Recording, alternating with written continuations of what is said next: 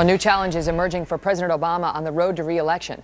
The latest approval numbers show the president losing ground with voters in several key battleground states, specifically Ohio, Florida, and Virginia. Political analysts are now starting to crunch the numbers on what happens if Mr. Obama cannot carry these states, among others, on Election Day.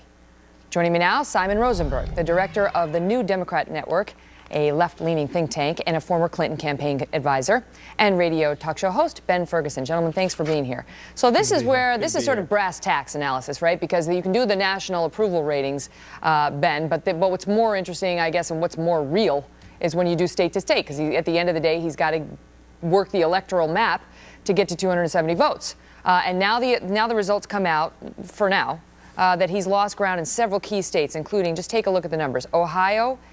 His approval drop in the past 2 years has gone down 17%. In Florida, another key state, it has gone down 14%. And in Virginia, which he won, which was unusual because usually that goes red, he's down 17%. What do you make of it? What do you make of it, Ben? Well, I mean, you look at this and look at the unemployment numbers. Florida, for example, is at 10.7%.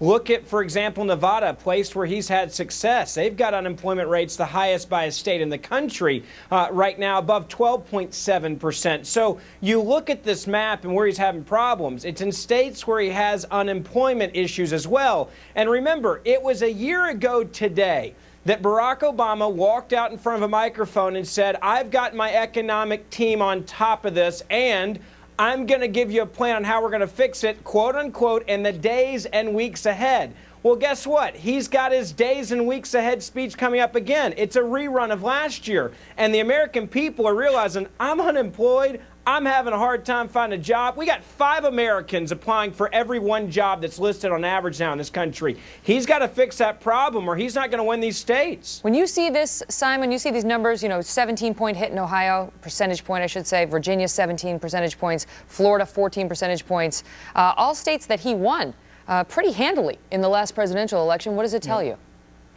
This is going to be a very competitive presidential election. I don't think there's any doubt about that. I think everything's up for grabs. The Senate, the House, the presidency are all going to be up in 2012. It's, we've seen 3 consecutive elections where the party in power has been voted out of power because of the underperformance of the economy. And I think if the economy a year from now feels like it's getting better, people feel like progress is being made, Barack should get reelected. If things feel like they're getting worse or that we're stuck in mud, it's going to be a very tough election for him. Ben, let me ask you this. Would you concede that President Obama has, in part, to some extent, stopped the bleeding? He has arrested the shedding of jobs that we saw when he first took office? I don't know if I can go that far. And what I mean by that is he spent so much money to stop the bleeding. Remember, he said last summer was going to be the summer recovery, give him $1 trillion. It didn't work. The numbers went higher. This is the same guy with the first stimulus that said, give me $1 trillion and I promise you unemployment won't go above 8.6%.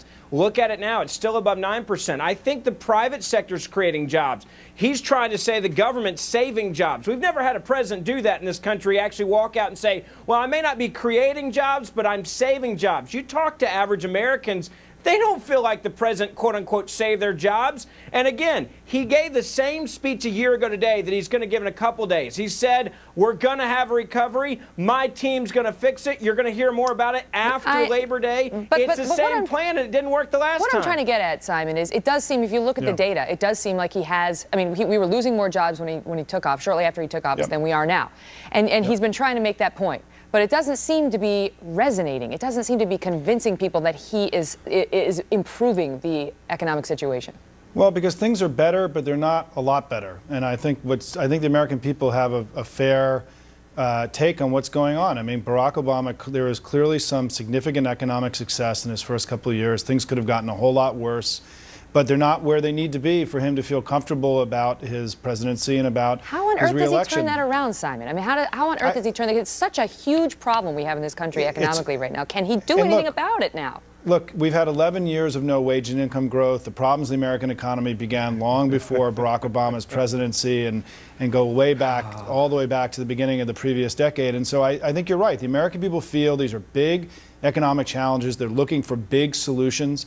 I think the president's going to come out with another speech next week about a jobs plan. I think it's going to begin another very intense period of debate between the two parties about what the proper economic course is. It's not let me finish. To be big. And I think, so I think it's going to be an ambitious speech. I actually disagree. I think it's going to be an ambitious speech. The leaks we've had so far suggest and I think all I'm saying is that it's going to begin another period of incredible I'll give you the last word, Ben. Just let him finish the economic debate that is necessary to forge the right policies for the country. Go ahead, Ben.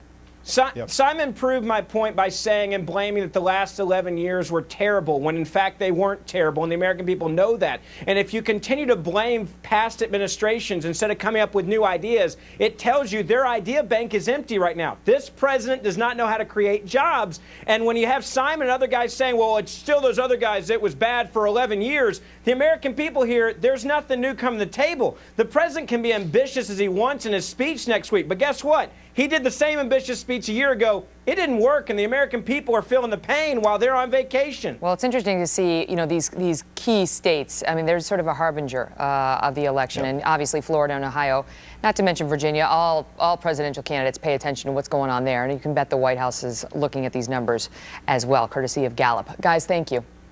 Thanks, Megan. Thanks.